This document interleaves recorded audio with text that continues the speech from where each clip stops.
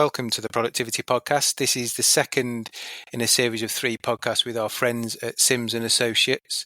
And today I'm delighted to be joined by Gary Makredes, Practice Manager at Sims & Associates. Hi, Gary. Hi, Simon. How are you? Yeah, good, thanks. You? All right.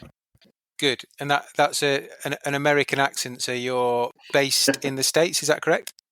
That's right, in Boston. In Boston. Boston. Yeah. Good. I suspect you get substantially better weather than we get in the UK. Although at the time of recording, I'm looking out the window and it's blue sky. So fingers crossed. Yeah, and here it's raining. They call this section of the states New England for a reason. So. Yeah, if it's raining and grey, you're not a million miles away. So Gary, tell us a bit about your kind of career then, and what you've done and how you ended up at Sims & Associates. Sure. So, I've been in workforce management for just over 25 years. Most of that experience, so 17 years of that experience, has been with workforce management solution Kronos and UKG, working in retail, manufacturing, healthcare, from a scheduling perspective, time and attendance perspective. Then I went on to an employee engagement digital workplace solution, WorkJam, and was there for a number of years.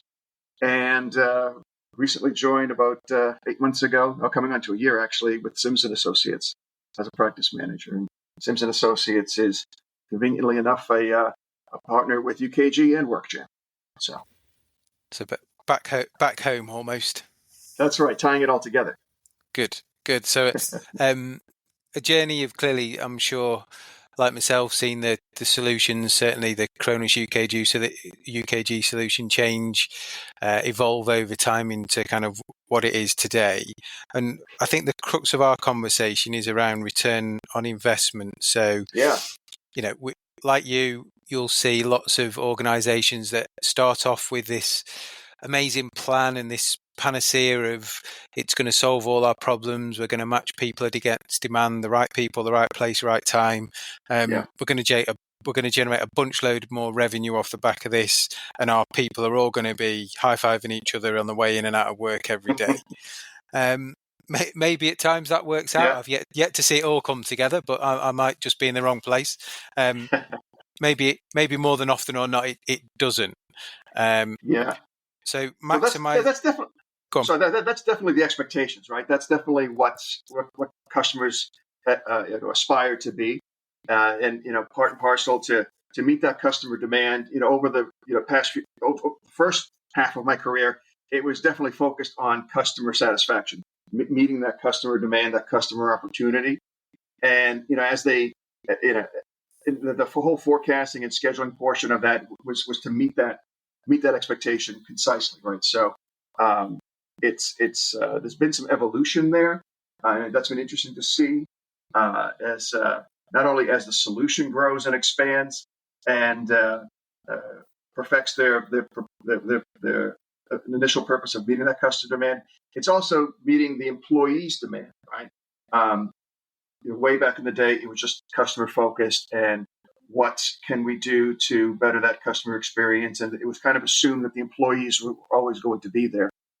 And I don't know if I'm jumping too far ahead in our conversation here, but now it's sort of turned a bit where the employers are really concerned about that employee experience, that other half of the equation.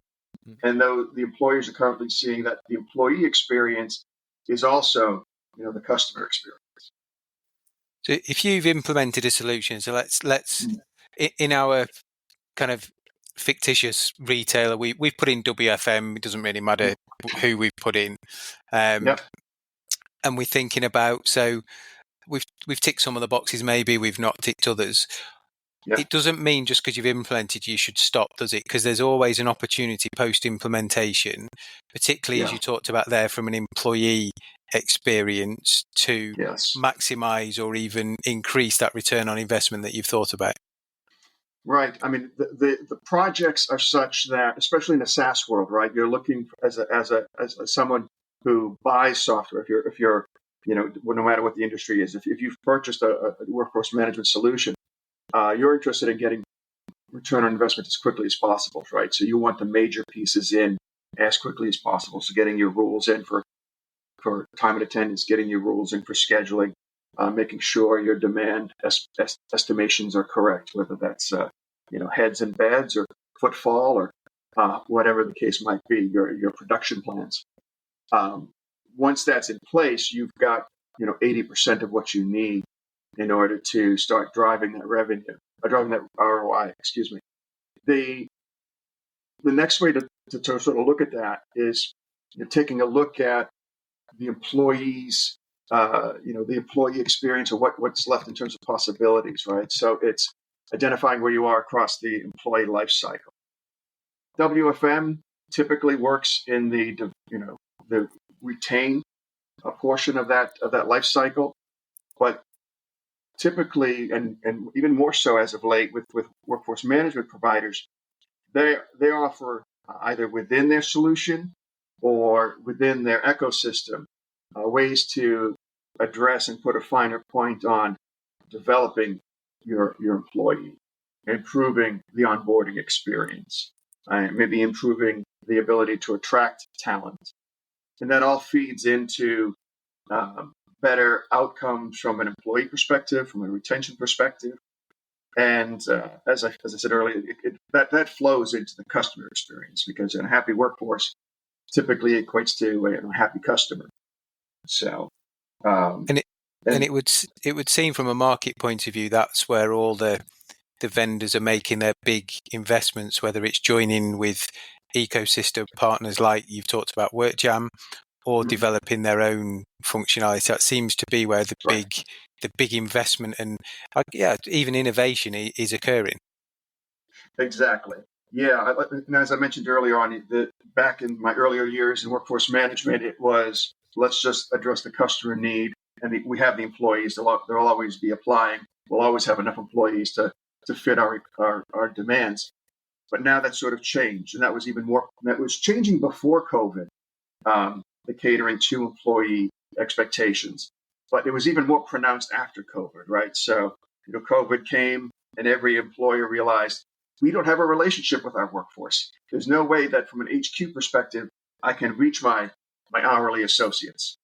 And so in many situations, employees were not able to contact their employers. They didn't have that relationship. And that, may have caused some turnover. Then employees, wanting to get back to work, and employers wanting to get them back to work. There's more opportunities for them, right? Some of them were reluctant to get back to work. Some of them chose different employers. But the ones that really had an easier time and are more successful at getting their employees engaged and back on track were the ones that already had a plan in place to, cater to that employee experience and maintain that relationship. So it's bizarre, isn't it, to think 4 years ago, lots of big organizations, and you're in the States, sure some of there didn't have the ability to communicate directly with most of their frontline teams. It kind of feels like it's a given, but we're not that far away from a point when that wasn't possible, and still isn't in some. Right. That's right. I mean, the tide went out fast on COVID, and a lot of people were left swimming naked, as it were, right? And so a lot of that has improved. You have employers engaging the employees with some sort of solution in place, whether it's taking a look at what their WFM provider offers within their solution set, or looking at or having deployed something that is that fits into the solution as part of that ecosystem. So again, it's taking a look at what in your employee's life cycle. And every industry is going to be specific. Every employer is going to have a different set of needs, right? Even though they might all be frontline employers, or maybe they're all head office employees, most of your employees head office, depending, irrespective of what sort of where the largest portion of your workforce is, there's going to be different requirements or different needs of that workforce. And there's typically a lot of opportunity within that the workforce management suite, or again, the ecosystem. So what do I mean by that? It's learning, or communications, or it could be DEI initiatives. It could be expansion of benefits, right? Or wage access solutions. Could be as simple as or as basic as analytic reporting to understand what's exactly happening at the front line in terms of staffing and customer conversion, footfall conversion, or it could be employee well-being. There's a number, and those are just a handful of the examples, right? There's a number of other areas in the employees, from the employee's perspective, what they're seeking from their employer. So, and there's just a lot of solutions out there that can help address one of those areas or another. And that's why it's probably important to review the business case, because you may not have had those in your original thinking. So this is about that incremental benefit to build on top of what you've already achieved, right? Exactly. And it's and leading employers are now sort of leading with the employee in mind, right? So the first, they've already have the customer covered. The workforce management solutions have evolved to a point where forecasting is pretty much a solid solution now across all vendors, right? It's automated scheduling, very, very solid solution. Workforce management as a whole and time tracking, very solid solution. The next step is your customer's now covered. The next step is, okay, what do we do for that employee? What is the employee looking for in their employer? And one of the keys there is the ability to grow within that organization, right? So making that hourly job into a salary job might be an expectation for an employee, or being able to contribute more and do more just beyond customers facing work, and maybe get into more of a management track, or get into some other sort of track within the organization, supply chain, or some other avenue that maybe they hadn't considered, or whatever it might be. You're helping the employee sort of roadmap themselves as to how they see themselves growing in that organization, and you're making it easier for them to be a long-term employee through tools like communications or learning. Yeah, and we've got ShiftBid, haven't we, and Open Shift, Shift Swap, and all those things that make it easier. For sure, so that the whole making it flexible, right? So it's not necessarily you're not making it a gig economy, although that is an element that some employees like. But it's work-life balance. It's not working to live, not living to work, because it's the other way around. But the whole idea is making that employee, giving them the tools so that they can cover your opportunity when they're available, when it best fits their situation. Whether it's taking their kids to sporting events or school, or whatever their home requirements are, being able to have that fit in their lifestyle is more and more of a base requirement for employees. So I think that the key then is to make sure that you've not just ticked the box on your business case and assumed it's done. Chat with your vendor, see what functionality you didn't necessarily implement in phase one first time around. See what's new. And from your experience working across multiple vendors now, where do you see kind of roadmaps going? Where are the vendors investing their resource in new functionality and new ideas? Is it still around employee, or are we on the whole AI machine learning thing like everybody else? Well, I think that AI is certainly something that has captured the imagination of everyone, and a lot of solution providers are weaving in AI or machine learning into the solutions they provide. It's some providers have offered something in some way, shape, or form of AI for the past few years. So I think it's a bit of both, and I think that from a vendor perspective, I think where I've seen them invest heavily is is in their success team. So their CSM customer success management team. And that's actually a place where a lot of employees could find value in starting their journey, right? Working with their CSM and helping them roadmap and identify what's in their current solution set that they have deployed that they could augment by just engaging in professional services and leveraging something they had purchased that maybe they had left on the table. So what I mean by that is there might be some abilities or capabilities within the mobile app that they decided not to turn on for a phase one approach or even a phase two. They may have tabled it, they may have forgotten it.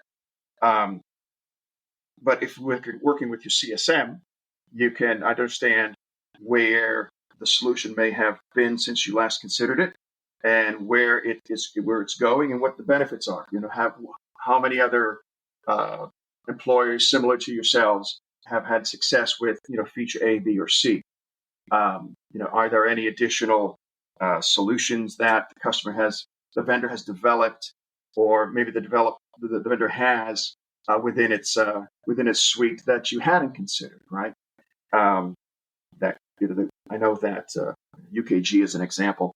They have a learning solution that employees can go on and take one course or another and pick not career path, but a learning path where they can help upskill themselves, and maybe that feeds into a career path for them.